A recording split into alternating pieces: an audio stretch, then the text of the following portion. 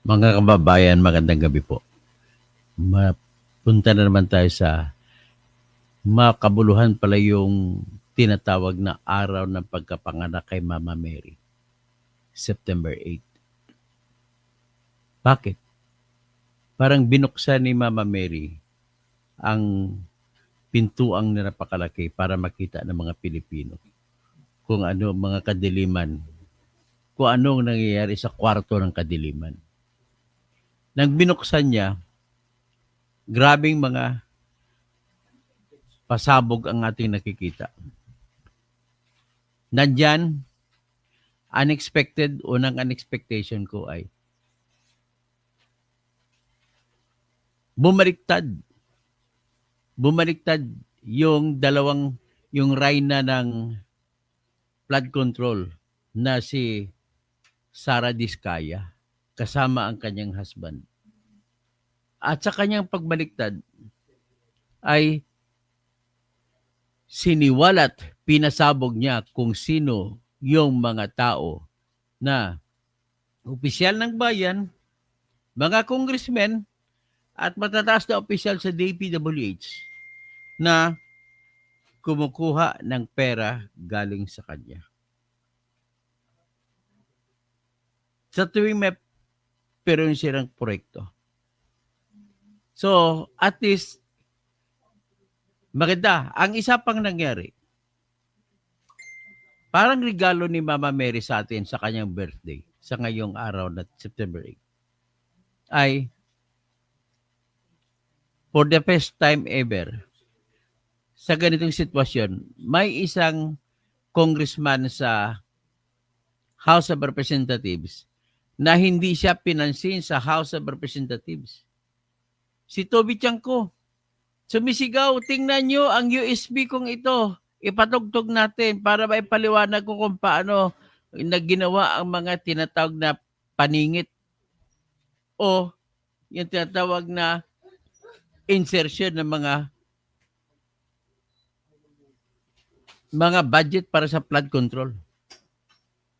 Binigyan siya ng luwag ni Senator Marcolita. Akalain mo for the first time ever yung congressman tumawid, pupunta sa, ang investigation kasi ng congressman ay hindi siya pinagbigyan, hindi siya pinagsalita. So, leksyon po ito sa mga congressmen na kapag ang kapwa nyo congressman ay hindi nyo pasalitain sa inyong investigasyon, ay tatawid dyan, pupunta ang katumbas kasi ng investigation ng Infracom patungkol sa mga tinatawag na mga corruption sa House of Representatives ay good government. So, tumawid siya dito sa Blue Ribbon Committee si Congressman Toby Chanco at pinagbigyan siya. Ibig sabihin, nung sumali siya, isinantabi niya ang kanyang karapatan na mag-enjoy ng tinatawag na siya ay respetuhin na kung gusto niya, kung ayaw niya tumistigo sa Senate, hindi siya pwede persahin. Pero winib niya yan, sinantabi niya yan. At sumama din doon for the first time ever din sa mga korupsyon na tumistigo ang isang gobernador. Ang tumistigo naman doon yung gobernador ng Oriental Mindoro na kung saan very obvious naman yung mga proyekto doon at siya ay kinukontra ng kanyang mga board member. Kasi ang gusto niya mangyari, kapag flood control project sa ilog, dapat dredging lang ang solusyon. Mula sa dagat, papasok sa loob ng ilog. Kinukontra siya. Ang isa pang nangyari ay lumitaw itong dalawang mataas na engineer ng First District Engineering Office ng Bulacan na si Bryce Patrick Hernandez na grabe kung sumugal kung maglaro sa casino. Nagpapatalo ng milyon-milyon hanggang 16 million.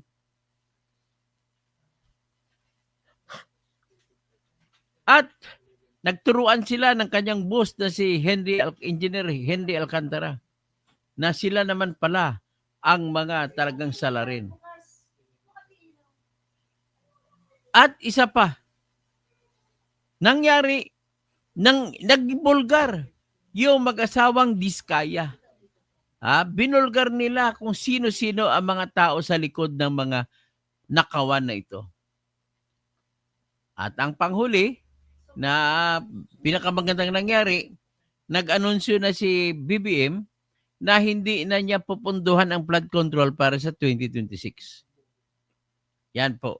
Pero ang sa ating tatalakayin sa ngayon ay yung pasabog ni Curly o Pacifico Curly Diskaya at saka ng asawa niya ni si Sara o Sara Diskaya. Kung sino-sino ang mga tao sa likod ng pangingikil sa kanila daw. Sabi niya pangingikil, hindi po ako naniniwala dyan, pangingikil yan. Pero pakinggan natin.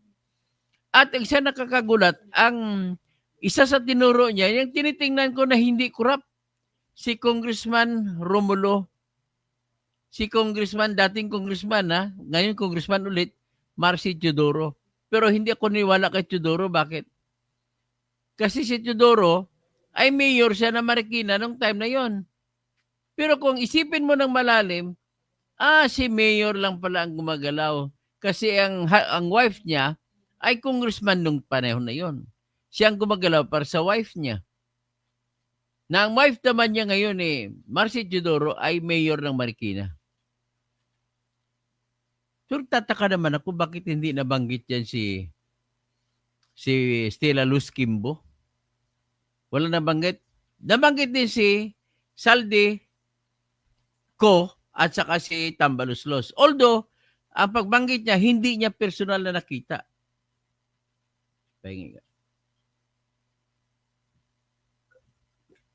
Hindi niya personal na inabutan ng pera si Saldico at saka si Romualdez, si Martin Tambaluslos Romualdez. Pero, sinasabi niya na may binibigay siya sa mga tao na para daw kay Saldico at saka kay Romualdez. Alam mo balik kung saan project kumukuha si Saldico at saka si Romualdez? Siguraduhin, ganito dapat nyo malaman na dalawang uri ang proyekto sa flood control. Kahit sa ibang project, dalawang uri. Ano yung sa unang uri? Yung unang uri ng proyekto ay yung pagtapos ng pagsagawa ng budget ng Kongreso ay may pundo na nakalaan. Yan ang unang uri. Ang pangalawang uri ay yung budget na wala pang pundo, hahanapan pa lang. So ano ngayon ang meron dyan? Dito pala kumikita na malaki si Saldico at saka si Romualdez sa mga proyekto na walang pundo.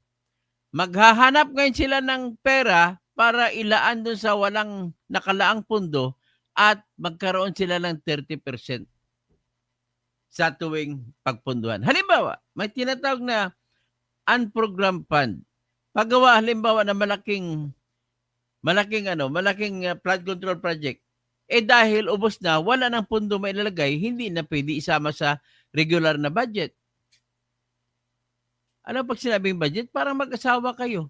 Sabi mo sa misis mo, oy, ano ito misis, ito lang ating magagastusan Pero may ibang item na nilagay si misis na kung magkapera, halimbawa manalo sa loto, yun gagamitin. Ganon din sa budgeting sa House of Representatives. Ang pera kasi limitado lang ang pera ng gobyerno.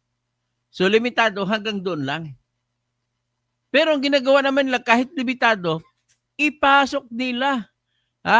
Ipasok nila yung ibang mga proyekto na gusto nila kahit walang pundo. Sasabihin naman ngayon Saldico at saka ni Romualdez, sige ako nang bahala, hanapan ko ng pundo yan. Sapos kung makahanap ng pundo, 30% kagad ng tumataginding ang kukunin nila ni Saldico at saka ni Romualdez. Yan palang kalakaran dyan. So ngayon, alam na this. Ngayon, hindi tayo muna magpalawig-lawig, continuing para klaro yung istorya natin, pisak-pisaking ko ito. Hati-hatiin ko sa maliit na topic para maintindihan ninyo.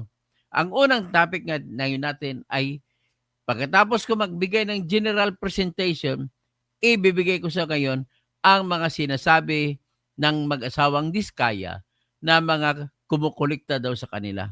Pero malaki na rin sila pagpasabog. Pero kulang pa rin. Ang ganda, salamat Mama Mary sa iyong kaarawan ngayon. So, ang nakakagulat lang dyan, naku, yung crush ng bayan noon na si Maine Mendoza, ang kanyang husband, si RG Atayde, kasama! Naku, kurap pala itong husband ni Maine Mendoza. Kurap na kurap si RG Atayde, congressman sa Quezon City. Dinipinsa pa ata ito. Hindi ko lang alam kung ano sasabihin ni Kwan. Ang problema lang, mukhang ata, ano bang ginawa to? Mukhang kinausap, sa tingin ko lang Mon, kinausap ni Arjo Atayde si Sara Diskaya tsaka si Curly Diskaya. Bakit? Sinabi, isama mo ako sa pangalanan na kasama kumuha ng pera sa'yo. Bakit? Biro lang to pero tingin ko pwede. Bakit? May pelikula pala ngayon si Arjo Atayde para maraming manunood. Kaya sinama niya sarili. Ano ba yung pelikula niya? Naku! Grabe! Sa lahat ng klase pelikula, ang titulo ng pelikula niya, Bagman. Alam niyo bang ibig sabihin ng Bagman? Bagman, yung tao may dalang baglag Bakit magdadala ng baglag Kasi may lamang pera. Yan pong ibig sabihin ng Bagman. O, pakinggan natin yung mag-asawang Diskaya. Mukhang sila pa ngayon na nagiging bida, traidor naging bida. Hindi ko alam kung bakit. Okay. I-play natin Pakinggan natin yung mag-asawang magnanakaw. Grabe nito. Ang problema ko dito mo na parang ginagaya si mga idol nila. Mo sinong idol nila sa Biblia? May idol siya sa Biblia. Si Zacchaeus. Matapos magnakaw, humingi ng tawad. Nang weteng. Bakit kasi nakasama pa sa kwento si Zacchaeus? Umakyat sa maliit na puno kasi maliit na mama din siya para makita ni Jesus. O, narinig niyo yan, mga kaibigan ko Muslim, yan ang kwento sa Biblia na may isang makasalanang tao, taxman. Kasabi ni, parang sa kanta ni Prof. Cielo Magno, tax ng ina mo sa long hair ko. Ito naman ngayon, si Curly Diskaya at saka si Sara Diskaya, matapos makapagnakaw ng ilang bilyon, ngayon lalabas kunwari santo. Sila ay testigo at babanggitin na lang pangalan ng lahat na magnanakaw na nakikisosyo sa kanila. Okay? Ito na, pakinggan natin yung mag-asawang magnanakaw. Huwag ka maniwala dito. Sinungaling din ito. O, yan. Sorry. Pero mayroon palang babala. Huwag ka maniwala dito. Paikutin lang kayo nito. Oh. Sorry. Sara. Magandang umaga po sa mga kagalang-galang na senators at miyembro ng Blue Ribbon Committee, lalong-lalo na kay Senator Rodante Marcoleta, Chairman ng Blue Ribbon Committee.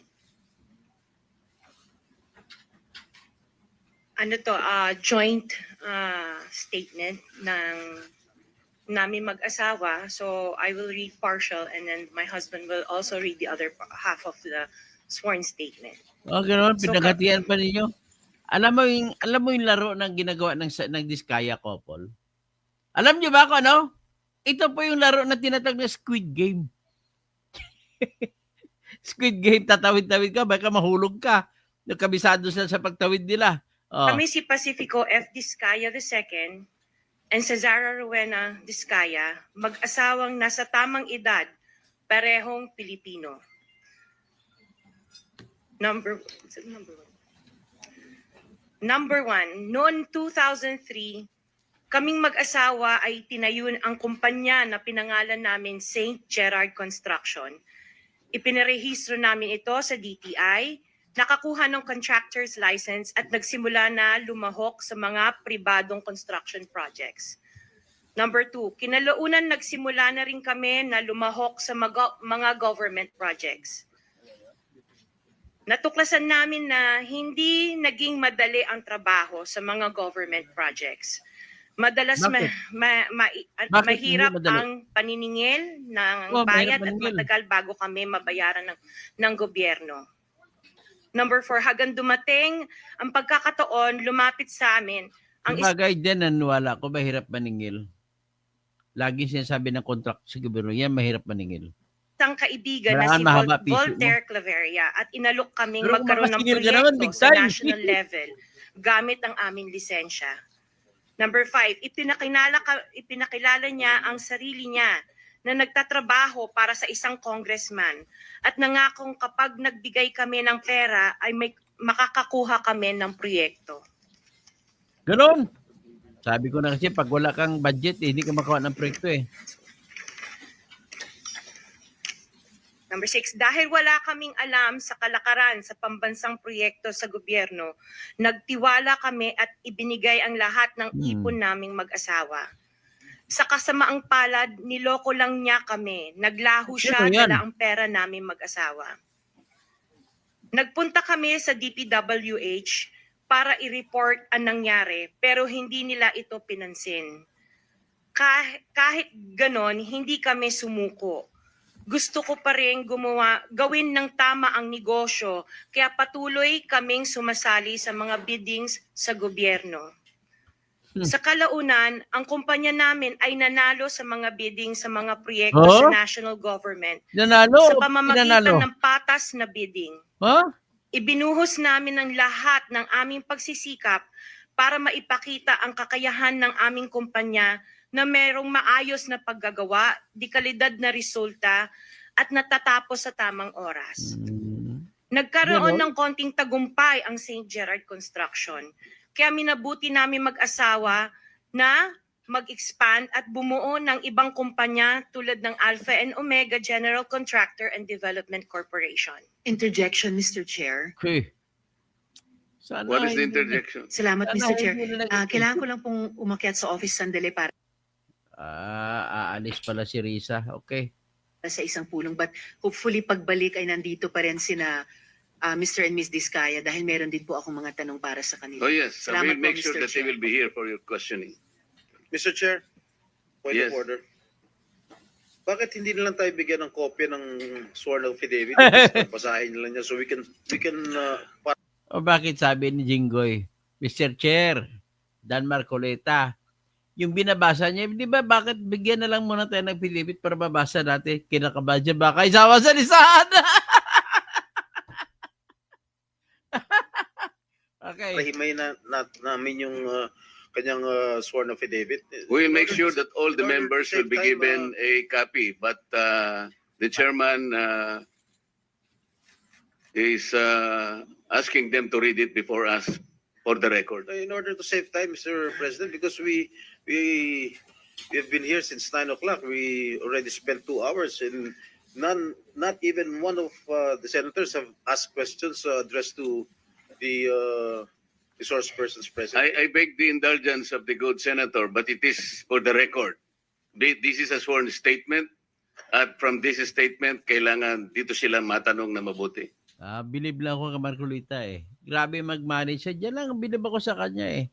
Kahit si Jinggoy minsan nga si Jinggoy, di ba? Nang tinagtanong si Jinggoy, may kasama bang senador dyan? Sumagot si mga Diskaya, wala.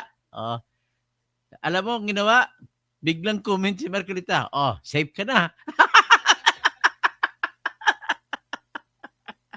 Okay, diretso. Proceed. Pakibilisan nyo lang para makatipid tayo ng panahon. Ngunit nung nagsimula ang makilala ang St. Gerard Construction, dumating naman ang panibagong pagsubok. Unti-unti nagsilapitan ang mga district engineers at mga regional directors ng DPWH at mga chiefs of staff ng mga mambabatas na nag-aalok ng mga proyektong sinasabi nilang pondo na mambabatas. Grabe. Walang pinag-iba kay Napoles. Siya nang nagiging Napoles. So pagkakamali pala mo ni Napoles, dapat inalok niya sarili niya siyang star witness, state witness. Itong mali ni Napoles eh. Ibiro mo, mas marami pa kaya na pulis ninakaw nito. Inalok niya sarili niya sa star witness, state witness. Lulusot. May Nung nakaw ka una, na, hindi ka pa sinubukan makulong. namin Nako. labanan ng mga ito sa pamamagitan ng pagre-report sa DPWH at pagpapadyaryo ng mga tiwaling kawani ng gobyerno. Subalit hindi sila natitinag sa mga ito. Sabi nila dapat tanggapin namin ang realidad na dapat kaming magbayad sa mga mambabatas kung gusto po namin magpatuloy na magkaroon ng project sa gobyerno. Kung hindi, binabala nila na matatanggal na sa listahan ang kumpanya namin at hindi na makakakuha ng kahit anong proyekto. Hindi namin ginusto kailanman na mapasama sa ganitong sistema, pero kailangan namin magpatuloy para sa pamilya at mga empleyado namin. Dahil sa aming paglaban sa mga tiwaling bidding, maraming beses naming naranasan na ma-disqualify ng Bids and Awards Committee ng DPWH na hawak ng mga mambabatas na nagpondo sa proyekto. Dahil naiipit na ang aming negosyo, lumulubog na kami sa lumalaking utang ng kumpanya at peligro sa buhay ng aming pamilya. Napilitan kaming makisama sa kalakaran kahit labag sa aming kalooban.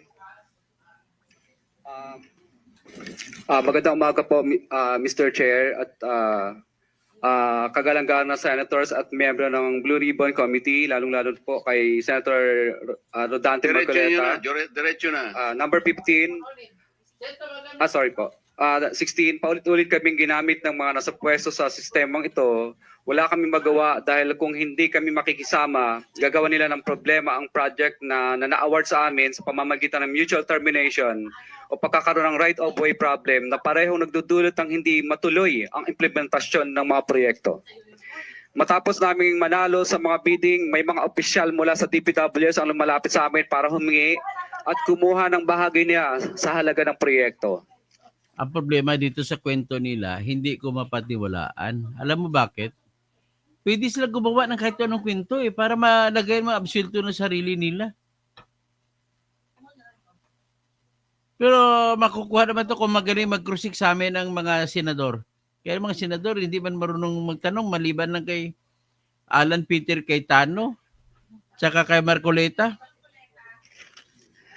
Ang hinihingi nilang porsyento ay hindi bababa sa 10% at umaabot pa sa 25% na naging kondisyon upang hindi maipit ang implementasyon ng kontrata.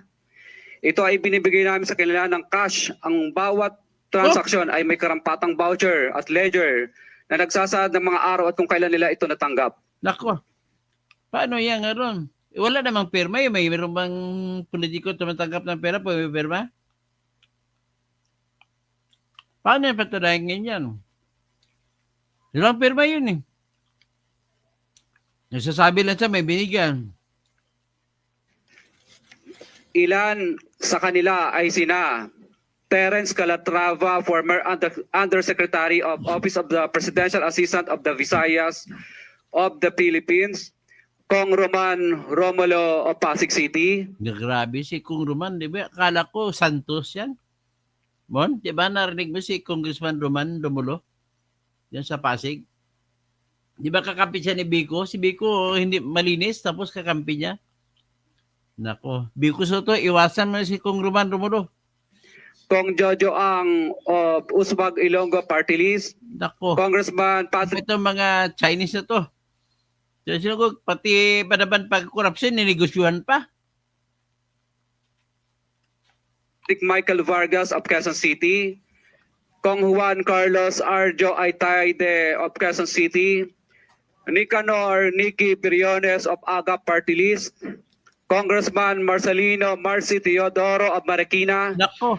Congressman Florida Robes of San Jose del Monte, Nako, Bulacan, Robs. Congressman Leandro Jesus Madroño of Romblon, Taga-Romblon. Congressman Benjamin Benji Agarao Rotan. Jr., Congressman Florencio Gabriel Bem Noel of Anwaray Party List, Kong Leo de Hindi ba Ode okay? Tariela of Occidental Mindoro, Nako. Congressman Reynan Arrogancia of Quezon City, Quezon Province, Kong Marvin Rillo of Quezon City, Kong Teodoro Haresco of Aklan, Kong Antonieta Yudela of Zamboanga Sibugay, Kong Dean Asisio of Caloocan, Kong Marivic Copilar of Quezon City.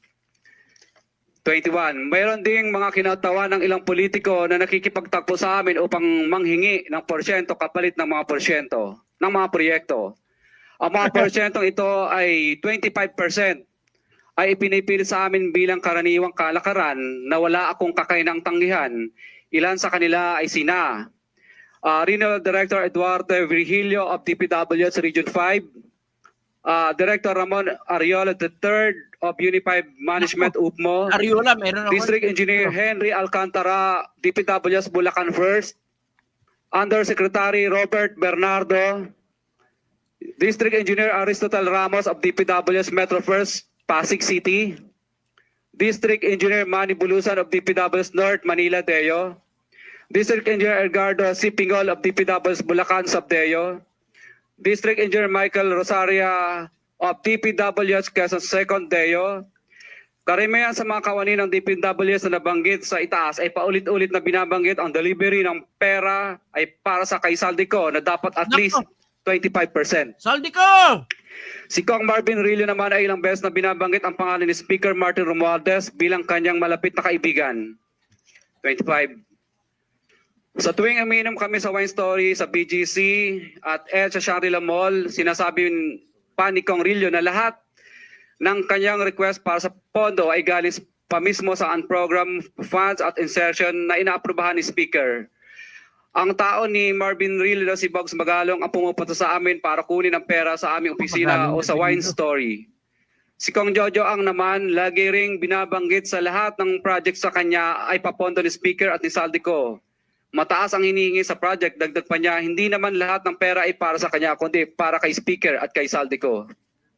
Sa lungsod ng Pasig naman, lumapit sa akin ang DPWH Project Engineer na si Angelita Garucha para kolektahin ang parte ni Kong Roman Romulo sa flood control projects noong 2022.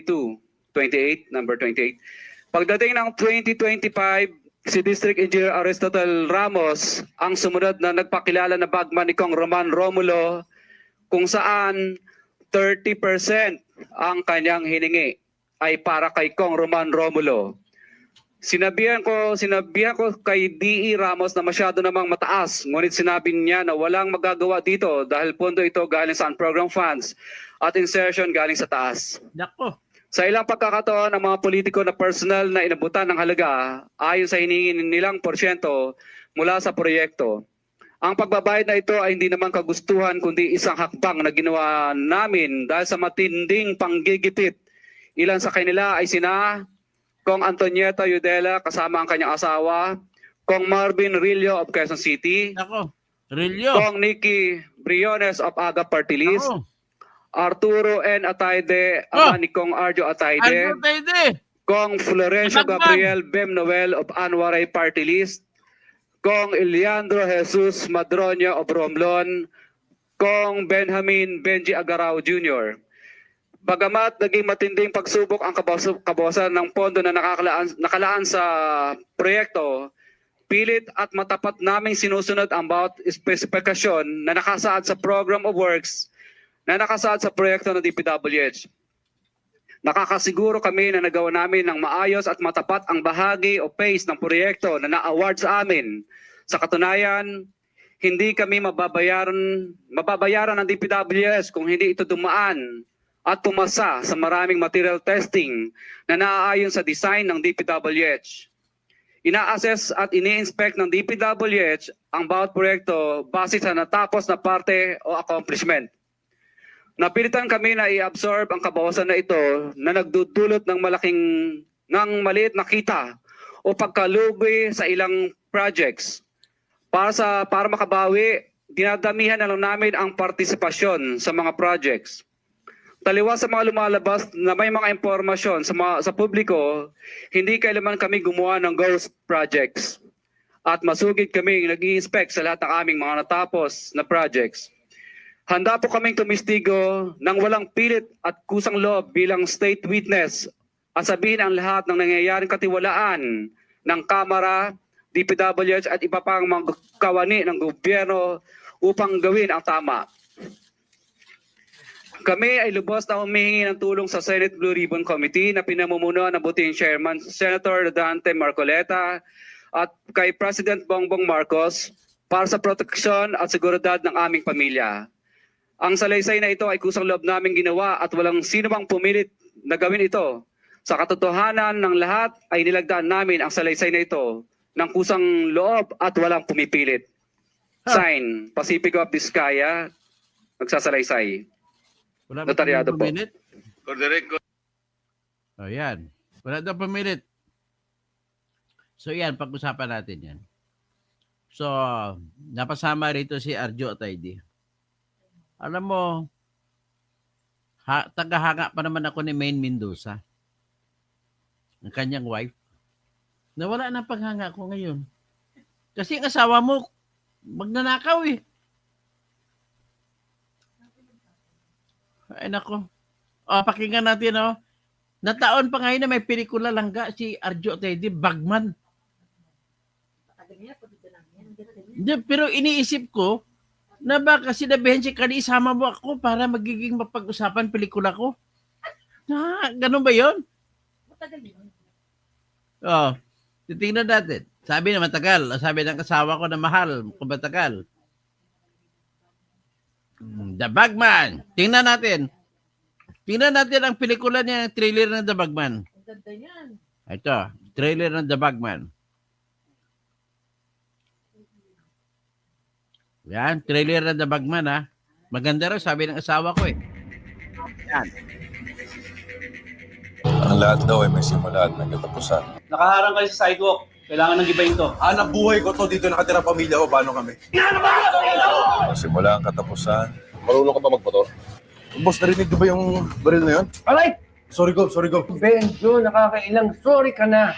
Habang buhay ka na lang ba magiging barbero ni Dom? Hanggang katapusan ang simula. Hindi mo kilala ang tinatalo mo. Sa dami ng atraso mo, hindi mo alam kung sino maniningil sa'yo. Wala sinasabi mo. Paikot-ikot lang ang kwento. Ako ang bumubuhay sa inyong lahat. Kung wala ako, wala kayo. At tila parang napaisip, para bang nangyari sa Landslide ang pagkapanalo ng ating bagong gobernador. Katapusan ko na nga ba? mga mali ko aking naitama. Ito na kaya yung tinatawag nila. Wala akong kinalaman o maski ang boss ko sa pagkakabaril sa'yo. Ang gusto ko, makaharap ang boss mo. Pera ang lahat ay napasakin. Ako ay nabulag ng mga Saan ka na magtatrabaho? Pao sakaling namumukha niyo, bro. Hindi ko yan malilimutan. Rob. Oh, gumanti ka, dali!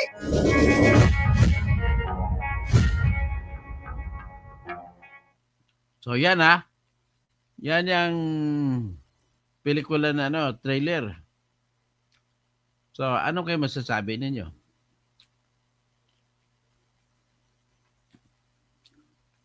Ano masasabi?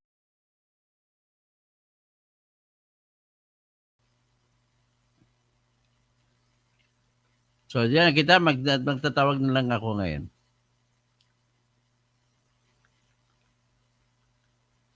Si Bernard Magtibay.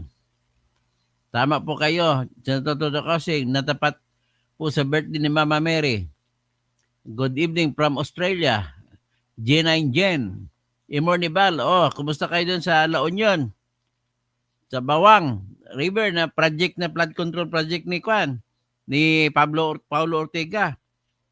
Isa ring kurap.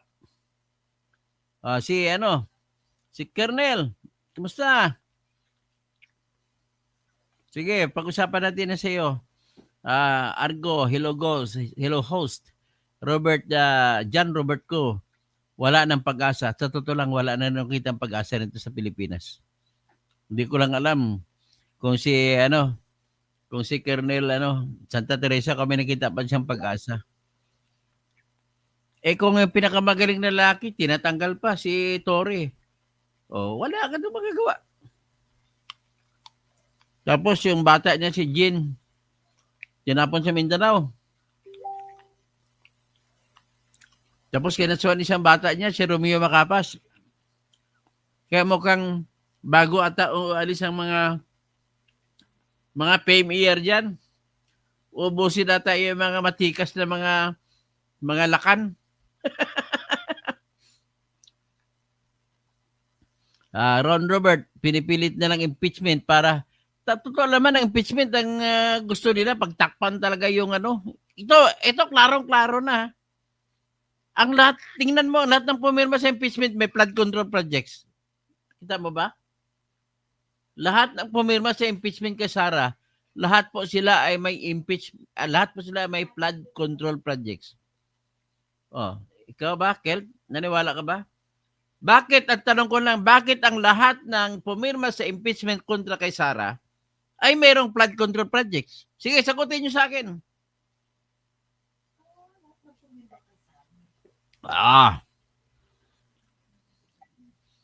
Yeah. Oh, harap-harapan na to. Oh. Matanaki.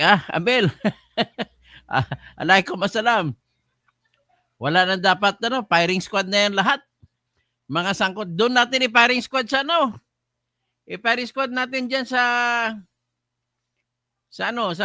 ba sa party sa atin sa Pisiris? O di kaya doon sa doon sa New Zealand. At sa pag-uminom tayo, lagi nating inunuman na gatas, naalala ko yung New Zealand na dairy farm dyan sa MSU. Amil, every morning, alas 4 ng umaga, jogging ako. Tapos, pagtapos sa jogging, pawis pa ako. Pipila ako, bibili ako ng gatas doon sa sa ating dyan dairy farm natin. Yung katabi ng infirmary.